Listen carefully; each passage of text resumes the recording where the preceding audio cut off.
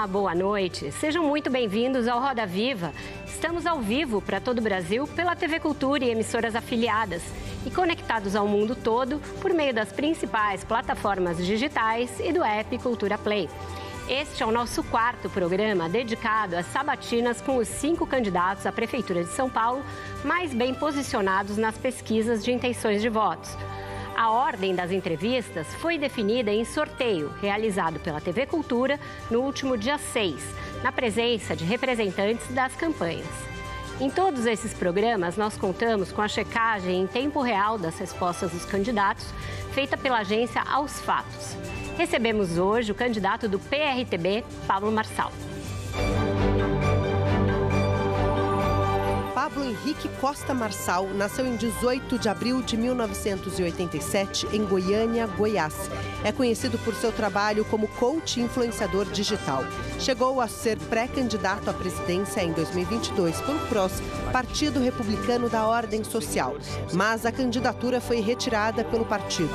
Na mesma eleição, disputou uma vaga de deputado federal subjúdice e obteve 243 mil votos. Mas a candidatura foi indeferida pela Justiça Eleitoral. Agora é candidato a prefeito de São Paulo pelo PRTB, Partido Renovador Trabalhista Brasileiro. Para entrevistar o Pablo Marçal, a nossa bancada é composta por Amanda Aldi, repórter da Agência Pública, Bruno Ribeiro, repórter de política do jornal Metrópolis, Malu Gaspar, editor e colunista do jornal O Globo, Pedro Borges, diretor de redação do Alma Preta, e Pedro Canário, repórter do Núcleo de Investigações do UOL. Contamos ainda com os desenhos em tempo real do nosso Luciano Veronese. Boa noite, candidato. Bem-vindo ao Roda Viva. Obrigada por ter aceitado o nosso convite. Boa noite. Para mim é um sonho de infância, né? Estar aqui sendo entrevistado no Roda Viva. Eu lembro de uma entrevista do Ayrton Senna e isso mexeu muito comigo. Eu gosto muito de corrida, de outro piloto de corrida também, passando aqui há muitos anos atrás, e pode ser uma das melhores entrevistas ou um pesadelo, né? Caso não haja nobreza aqui nessa Roda Viva. Eu estou muito feliz de estar aqui. Obrigado. Obrigado, senhor. Candidato, a Justiça Eleitoral tirou as suas redes do ar no último dia 24 em caráter liminar, enquanto analisa o mérito de uma ação que foi movida pelo PSB e uma representação que foi acatada pelo Ministério Público Eleitoral. A alegação é de abuso de poder econômico e uso indevido dos meios de comunicação. A esse respeito, o senhor disse na Globo News que não pagou cortes de vídeo, não impulsionou nada nos seus canais, nas suas redes, no período eleitoral e descreveu da seguinte maneira a estrutura das suas redes, abre aspas para o senhor. É como se fechasse um canal de televisão de vocês e mandasse todo mundo para casa. Aquilo ali é um super canal de televisão. Se você pegar os últimos 10 canais do Brasil, eu tenho mais audiência do que 10 canais de televisão juntos. Você derrubou o trabalho de um monte de gente. Portanto, o senhor descreveu uma rede empresarial. A sua comunidade no Discord, chamada Contabilização, faz seguidamente competições de cortes, premiando aqueles que têm mais visualizações. O último desses cortes veio em 26 de junho. Foi um período de 26 de junho a 7 de julho, portanto, um período já da pré-campanha. Isso não é exatamente usar uma estrutura maior do que a de muitos canais de televisão para fazer o que a lei eleitoral proíbe? Ou seja, não configuraria, a seu ver, abuso de poder econômico? Não configura porque não tem esse pagamento, né? Eu nunca deixei de falar e propagar isso, só que dentro do período eleitoral, tanto de pré-campanha e campanha, não houve pagamento. E eu espero que as minhas redes voltem essa semana. Eu entendo que a Justiça Eleitoral, ela precisa de entender a economia da atenção, que é um jogo que está me trazendo até aqui. Eu estou em paz porque eu fiz uma promessa, Vera, na última eleição. Eu tive problema com isso em financiar minha própria campanha e usar, né, desse financiamento, que não foi nem R$1 de dinheiro público, e de novo, não estou usando dinheiro público. Isso me fez criar uma promessa de não envolver mais o meu dinheiro em nenhuma empresa minha. Então, eu tenho uma paz absurda em relação a isso. Eu acredito que suspender o único meio de comunicação que a pessoa tem é uma censura prévia. Mas eles permitiram que o senhor abrisse outras, né? Mas permitir, se não fosse alguém tão conhecido como eu, a pessoa tinha perdido a eleição, né? Eu agradeço aos não sei quantos milhares de influenciadores que conhecem meu trabalho e que colocaram à disposição as redes deles. Inclusive, essas pessoas que não, dentro da pré-campanha e na campanha não tem nenhum tipo de financiamento, elas estão fazendo de forma voluntária, porque elas entendem o que eu estou passando, essa perseguição. Para você que está assistindo, essa questão de censura prévia está lá no artigo 5º da Constituição Federal, inciso 4. Por que ela é prévia? Porque não censuraram o conteúdo, falaram que essa censura era sobre monetização. Você pode pegar a decisão tanto do grupo da Meta, salvo engano é Meta, Google e X, eu não sei se foi 2 ou 3, salvo engano, que eles mesmos discordam disso e continuou a liminar vigente. Eu respeito a justiça, tanto é que eu não fiquei chorando, eu fui atrás e pedi ajuda para as pessoas e criei um canal imediatamente. Esse canal, graças a Deus e essas pessoas, ele está maior do que de qualquer outro candidato. Estou muito satisfeito com isso. E foi um rebote muito ruim, porque foi onde a gente mais cresceu na pesquisa eleitoral. Eu vou passar já para os meus colegas. Numa entrevista a um canal do YouTube chamado Achismos TV, o senhor falou que criou esse campeonato de cortes e que quem tem mais visualizações, o senhor paga em dinheiro. Tem garotos ganhando 400, 600 mil reais por mês. Então, essa competição de 26 de junho a 7 de julho não teve remuneração em dinheiro? Teve. E esses 400 mil, você vai olhar, eu nunca paguei isso. Quem paga são as plataformas. Vou explicar como é que funciona. Inclusive, você que está assistindo, você pode aprender a usar no digital. Não é meu intuito na campanha, mas já que está trazendo esse assunto, é bom que todos os brasileiros saibam que realmente tem jovens ganhando muito dinheiro com isso. O TikTok, por exemplo, onde eu tenho 3,5 bilhões de marcações, para você ter uma noção, não tem ninguém na história da política brasileira que tem isso, nem o Bolsonaro. Mesmo derrubando todas as minhas contas, inclusive eu entendo como uma censura prévia, porque derrubaram meu site. Meu site não tem monetização. Então, derrubar um site do candidato, que é um meio de alguém achar ele, tem alguma coisa errada. Entendo, defendo a justiça, acredito que, inclusive, vou poder contribuir com isso, né, para que a justiça tenha uma leitura diferente dessa economia da atenção, que é usada na internet. Essa eleição de São Paulo, com a nossa candidatura sendo aprovada pelo povo no primeiro turno, vai todo mundo abrir os olhos para um novo tipo de política. Da minha parte, fiquem em paz, não coloquei, não coloco e não vou colocar meu dinheiro. Não tem um fundo eleitoral, não tem padrinho político, não tem tempo de televisão, não tem tempo de rádio, presta bem atenção nisso. E não tem mais as minhas redes sociais. E vou vencer com o povo, do mesmo jeito. Não tendo todos esses atributos, eu tive a liberdade ceifada de poder usar os meus canais, que as pessoas que confiam em mim. Se você não gosta, não tem problema. Eu também não tenho problema em ver você falando mal de mim. Eu quero que você tenha suas redes sociais. Eu achei que a censura prévia chegou e tirar a oportunidade de uma pessoa de falar pelos seus meios, que desse uma multa, que derrubasse as monetizações que estão falando. E eu acho que não foi respeitado isso. Perfeito. Malu. Boa noite, candidato. Estou vendo o senhor falar sobre a economia da atenção e queria tocar num assunto que a sua entrevista para o Flow Podcast, o senhor disse, vou abrir aspas, tá? No processo eleitoral, me perdoe, você tem que ser um idiota. Infelizmente, a nossa mentalidade gosta disso. E por ser um povo que gosta disso, eu preciso produzir isso. Preciso ter um comportamento que chame atenção. No debate de ontem, o senhor foi questionado sobre essa fala, mas o senhor chamou o jornalista de militante e não respondeu. Eu entendi que o senhor quis dizer que o senhor finge ser uma coisa que o senhor não é para conquistar voto. Economia da atenção. Mas eu te pergunto, não é exatamente isso que os políticos tradicionais do sistema, que o senhor diz que o senhor é contra, fazem? Não é assim que eles fazem? Malu, você fez a mesma coisa numa reportagem que você não fez pergunta nenhuma para mim no O Globo e falou que eu quero criar um partido com o Bolsonaro. Isso nunca passou na minha cabeça. Eu perguntei para o senhor. Não perguntou. Acho que se você puder mostrar a mensagem. Está aqui. Pode olhar. Eu nunca. Tá aqui. Pode olhar. O senhor negou, eu tinha minhas fontes. E aí você fez isso por quê? Porque você quis chamar a atenção. O que é a economia da atenção? Eu respondo e abro a oportunidade para você. Mas o senhor vai responder minha pergunta, né? Eu já estou respondendo. O fato de você não gostar da minha resposta não significa que eu não estou respondendo. Para o Josias, eu também respondi.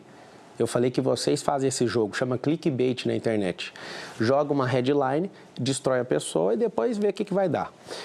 Eu não vou chamar de fake news, porque eu não gosto desse termo. É uma completa mentira o que você fez em relação a mim. Eu não estou armado aqui, não estou querendo problema com você, nem animosidade. Mas olha, quando você fala que eu estou fazendo isso, você também praticou isso, para ter seus cliques lá no Globo, porque eu nunca falei isso para você.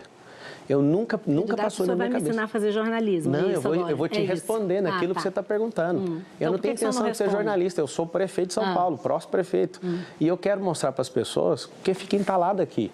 Eu não me importo o que você publica e quero que você tenha liberdade de fazer isso. A sua versão foi registrada na reportagem. E eu estou te falando, eu quero que você prova, porque nunca passou. Você usou a expressão, o Pablo está imaginando criar um partido, e você escreveu partido de coach, eu nem sou coach. Ah, não? Não. Entendi. Olha para você ver, não sou coach, você falou que eu queria criar isso. Eu não quis criar isso. Isso é uma invenção da sua cabeça. E estou falando aqui com o maior... Você não entende como funciona o jornalismo. Não, você pode fazer. Eu acho que a gente deve se entrar na pergunta de agora, exatamente, né? É simples, eu já acabei de responder. Você usou a economia da atenção. Não foi isso que eu perguntei. Eu perguntei se o senhor não acha que isso é uma coisa de político tradicional, que finge que é uma coisa para poder conquistar voto. É verdade, isso que então o senhor acha que o eleitor é idiota ou não? Deixar ele responder. Claro que não, hein? Ué, foi o que o senhor falou. Não, se bem que É para acreditar em quem, então? Se bem que você trouxe uma situação assim, quem votou no Lula deve ser idiota, só pode. Porque tudo que foi feito, o roubo daquele, mais de 1 trilhão, mais de 10 processos, 9 anos de condenação, 3 instâncias, 580 dias de cadeia. Ele agora, com 2 anos, não vejo ninguém falando do rombo de 1 trilhão fiscal. Colocou 10 novos impostos. Ele só pode ser um idiota para votar na pessoa de novo. E para votar no senhor, não? Não sei, a pessoa vai ter que testar. Ela vai ter que colocar alguém diferente, alguém que é gestor, alguém que é social, que é o que eu provo. Eu faço com o meu dinheiro, não faço com o dinheiro público. O ciúme das pessoas comigo e estão tentando me parar é porque eu já faço com o meu próprio dinheiro. E eu estou de saco cheio, eu quero ajudar. Essa é uma questão minha. Eu quero continuar em paz a entrevista, mas o que você fez, eu quero deixar registrado. O que você fez foi algo que eu nunca imaginei, nunca te falei e ninguém nunca falou isso por mim e está desautorizado. Eu nunca pensei em fazer isso. Nem sou coach, nem criar partido de coach, muito menos com o Jair Bolsonaro. Eu não pensei isso. Você aproveitou da economia da atenção, que meu nome está hypado. Candidato, o senhor é coach, eu sou jornalista. Eu não sou coach, eu acabei de falar. Quando o senhor foi preso a primeira vez em 2005, eu cobria o Mensalão. Quem? Quando o senhor foi preso a primeira vez em 2005, eu estava cobrindo o Mensalão. Então o senhor não vai me ensinar a fazer jornalismo. Eu não estou te ensinando, você só objetivo. Gente, vamos fazer assim, vamos rodar. Eu apurei. Apurou aonde? Com as pessoas que Quais? Fala o nome. Que fala... Bom, o nome. Senhor candidato, existe o Instituto no jornalismo que o senhor conhece bem, que é off, né? Não, mas tudo bem, acho que a entrevista não é sobre isso. O senhor é um ótimo coach e eu faço meu papel como jornalista. Qual é a insistência sua em falar que eu sou coach? Tá bom, eu já vamos rodar. Amanda, por favor. Economia da atenção. Amanda. Boa noite, candidato. É ex-coach, né? Autodenominado ex-coach, tá certo. É igual o Lula, ex-ladrão. Vocês têm que falar dele. Se eu sou ex-coach, você tem que falar que o Lula é ex-ladrão. Mas o senhor que é o candidato, estou entrevistado aqui hoje, né? Então vamos lá. Sobre os cortes, queria voltar um pouquinho nisso. O senhor comentou que nunca pagou durante a campanha, certo? Na campanha? Tudo bem, só que os 2 administradores da página do Discord, Cortes do Marçal, trabalham para sua empresa, a PLX. Jefferson Zantucci e Gabriel Galhardo. Queria que se o senhor pudesse comentar quanto que o senhor gastou até hoje por esses cortes, mesmo que seja de forma indireta. Não faço nem ideia quanto gastou. Foi um dinheiro razoável. Quanto? É assim, não faço ideia, você imagina. Tem semanas que eu aprovo 35 milhões de reais de saída de pagamento. Eu vou lá olhar quanto que gasta com isso.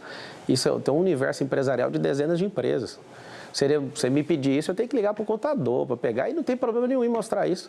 Eu sou o número 1 de lançamento na América Latina e tenho maior facilidade de ensinar, inclusive ensino. Só para você ter uma ideia, se o juiz pediu, qualquer pessoa, isso eu posso pedir o levantamento com a tabela dinâmica lá financeira, alguém me passa, está tudo certo. Eu não faço ideia quanto que gasta com isso. Só para deixar claro, 35 milhões, né, que você comentou assim mais ou menos, para os cortes, para o campeonato de cortes. Não, senhora, das empresas. Tá, eu falei que eu aprovo das empresas. Você imagina alguém que olha, saídas em dezenas de milhões, eu vou saber quanto que gastou com corte. Isso é um negócio desse tamanhozinho dentro das companhias. Que é quanto, mais ou menos? Não faço nem ideia, eu já te respondi. Porque assim, se é uma empresa sua, eles trabalham para o senhor que pagou, né? Mas não é período eleitoral, eu não paguei, é isso que eu estou te falando. Deixa eu só fazer Antes do período eleitoral, eu vou continuar, eu já falei, tenho orgulho de ensinar isso. Eu já cansei de fazer isso, não tem problema nenhum. Dentro da pré-campanha e na campanha não houve. Candidato, a esse respeito, a Agência aos Fatos pegou o regulamento do campeonato nessa disputa que eu mencionei, realizada entre os dias 24 de junho e 7 de julho, na comunidade Cortes do Marçal, está dito, entre aspas, o regulamento da competição exige a publicação da hashtag aí o jogo da velha, prefeito Marcal, e prevê pagamentos entre 50 e 5 mil, dependendo do número de visualizações ou volume de postagens. Não era feito pelo senhor, é isso? Acha o pagamento. O pagamento que tem lá vinculado no derrubar da conta é de antes disso. Eu estou tudo bem com isso. Não tem que eu pedir para parar, porque eu sei que isso ia dar problema. Tá tudo certo. Pedro. Candidato, boa noite. Boa noite, Pedro.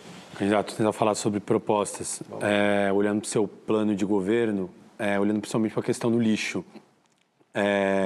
Você diz que no seu plano de governo, São Paulo se destacará, abre aspas para você, por uma gestão eficiente dos resíduos naturais e pela transformação do lixo em riqueza e de uma, abre aspas de novo, reutilização e reciclagem de recursos para gerar riqueza e renda. Essas são as partes que você coloca no seu plano de governo para descrever o que pretende fazer com relação ao lixo. Tudo algo que parece muito vago, candidato. A gente já está se aproximando das eleições, né? Eu também fui fazer uma escuta no bairro da Brasilândia, que ocupa uma das piores posições no mapa das desigualdades, e as pessoas reclamaram muito sobre a questão do lixo.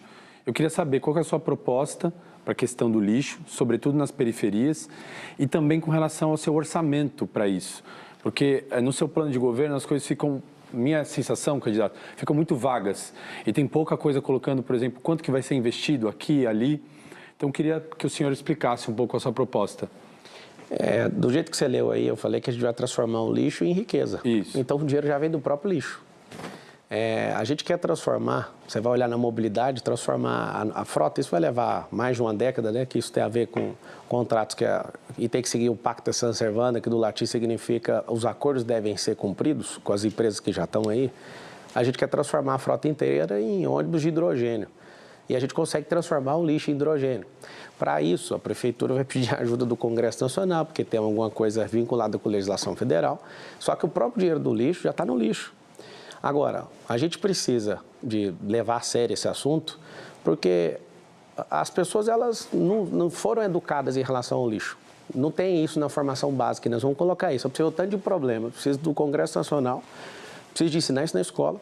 Te contar uma crise que eu tive nos Estados Unidos é de errar o lixo, porque a gente não tem educação aqui.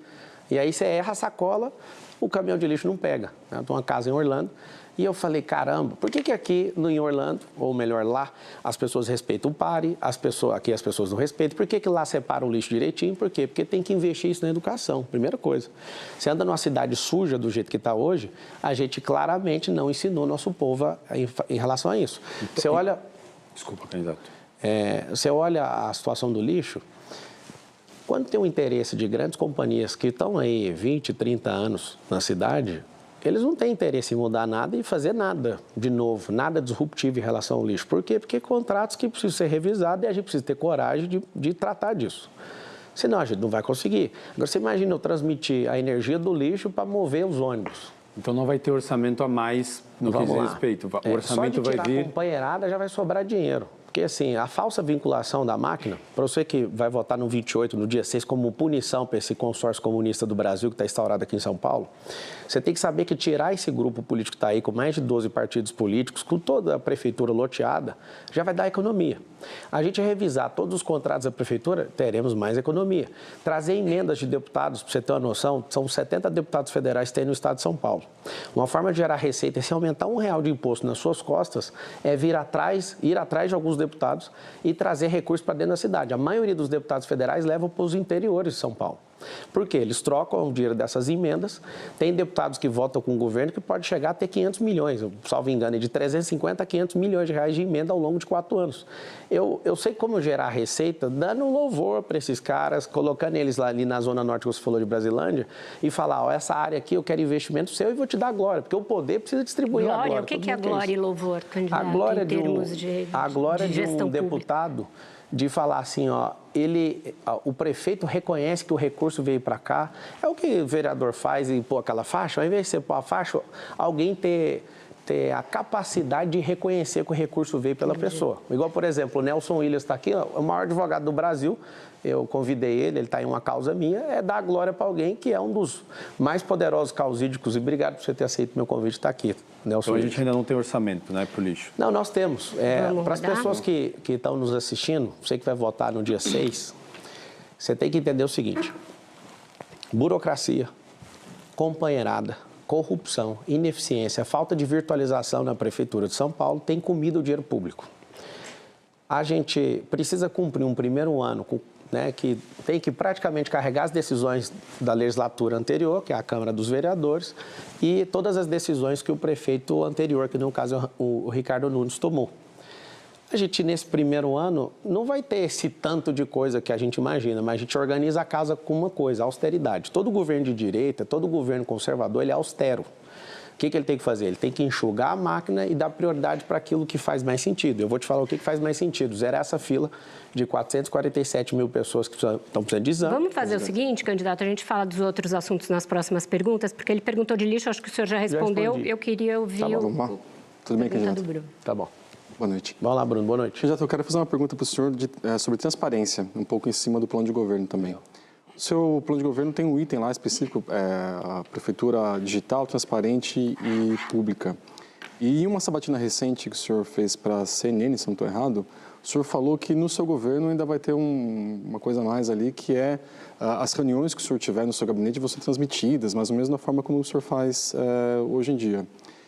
Na campanha, já teve algumas situações que o senhor está enfrentando que podiam ter colocado em prática já essa gestão transparente. Por exemplo, tem essa questão que o noticiário tem dado aí da ligação do Leonardo Avalanche, presidente do seu partido, com o PCC, e tem essa questão que é o centro da conversa por enquanto até agora, que são esses impulsionamentos suspeitos aí que levaram à derrubada das suas redes. A minha pergunta é, por que o senhor já não fez isso? Por que essa reunião em que o senhor teria pedido para o Avalanche deixar partido já não foi transmitida? E por que esses impulsionamentos anteriores que o senhor disse que fez, também o senhor já não deu transparência para todos esses números e explicou para todo mundo? Eu não sou dono do partido e nem sou presidente, então eu não posso fazer uma coisa chamada ingerência. Eu sendo prefeito, eu que estou no comando, certo? Uhum. Sobre o Avalanche, você acabou de falar que ele tem ligação com o PCC, eu queria saber por que o PCC não ajudou ele, porque foi noticiado hoje que ele está sendo despejado da casa dele. Vocês gostam de criar, quando eu falo você, com todo respeito, te tirando, tá, Bruno? O Metrópolis gosta de pôr uma pressãozinha ali e vincular tudo que é negativo para cima de mim, mas é uma opinião minha. É uma opinião, né? Uhum. A questão da gente viver num Estado democrático de direito e na liberdade, você não pode ficar chateado com a opinião. Se você quiser fazer pergunta, eu posso falar. Essa matéria, inclusive, da Folha de São Paulo. E aí piorou, mas tudo certo. É uma questão de opinião. Né? A liberdade é a melhor coisa. Você pode falar que eu sou bandido. Mas por que o senhor não deu transparência para essas... Então, eu já te respondi. É ingerência minha se eu quiser expor o partido, certo? Então, se ele é o presidente, eu tenho que respeitar porque ele está no comando. Agora, a pergunta é, como que o cara é do PCC, parece que o PCC acabou o dinheiro, então, por que o cara está sendo despejado da casa dele? Pergunta 1. Mas o áudio é a voz dele, candidato. Não, mas eu não sou advogado dele. Eu fiz lá o comunicado depois da Globo, da Globo News, e falei para ele, cara, não é melhor se afastar? Eu fiz o comunicado e eu peço, né, que ele tenha bom senso. Eu resolvi me afastar, particularmente dele.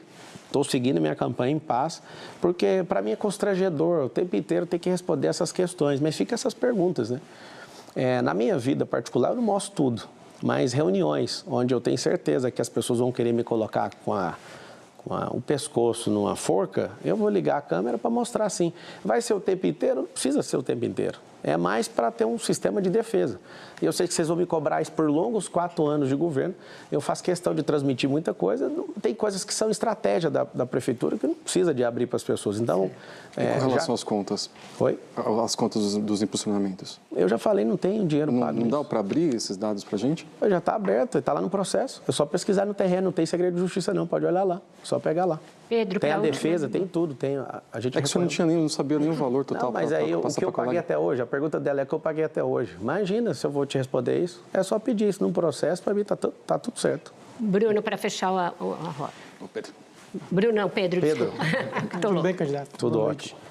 Eu queria voltar a um assunto que a Malu já até começou a introduzir, a sua condenação lá de 2010 por furto, né? Na sentença, o senhor disse na Globo News que nunca oferiu lucro, que era uma relação de trabalho ali. E na sentença, o juiz fala claramente ali que o seu objetivo em participar do esquema ali era ganhar dinheiro fácil. Então, eu queria devolver para o senhor isso. O objetivo ali era esse mesmo, era ganhar dinheiro fácil? Eu ganhei um salário de R$350 e não tinha dinheiro para pagar advogado. Estou com a minha carteira de trabalho aqui, se você quiser, que você é um cara investigativo, eu te dou ela aqui no intervalo, você tira a foto dela inteira, eu vou te mostrar uma coisa, até para te ajudar nisso aí, que aí mata o assunto. Dia 1º de maio de 2003, eu tinha 16 anos de idade e a carteira estava assinada. Eu fui mandado embora desse emprego, eu era operador de áudio, e por uns 6 meses eu fui prestar serviço para essa pessoa, né, na condição, né, de confiança, de alguém que eu já conhecia. Da igreja, né? Era o pastor de jovens da época. E aí, eu, muito jovem, querendo ajudar em casa e pagar minha faculdade, entrei nisso, foi uma latada na minha vida, me envergonho de ter envolvido com esse tipo de gente.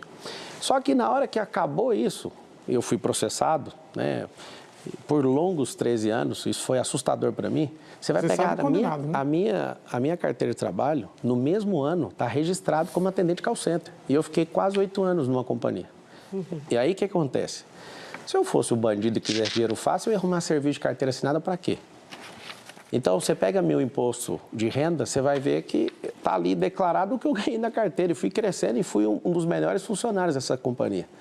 Então, eu não tenho nadinha para me curvar para bandido, eu não sou bandido. Se você investigar e achar o que eu tirei de alguém, porque os candidatos, né, de forma deselegante e desespero, porque todos caíram na pesquisa e eu estou subindo igual um foguete aqui na cidade de São Paulo. Eu estou perguntando coisa do processo, não tem nada a ver com o candidato. Mas eu estou te falando. Né?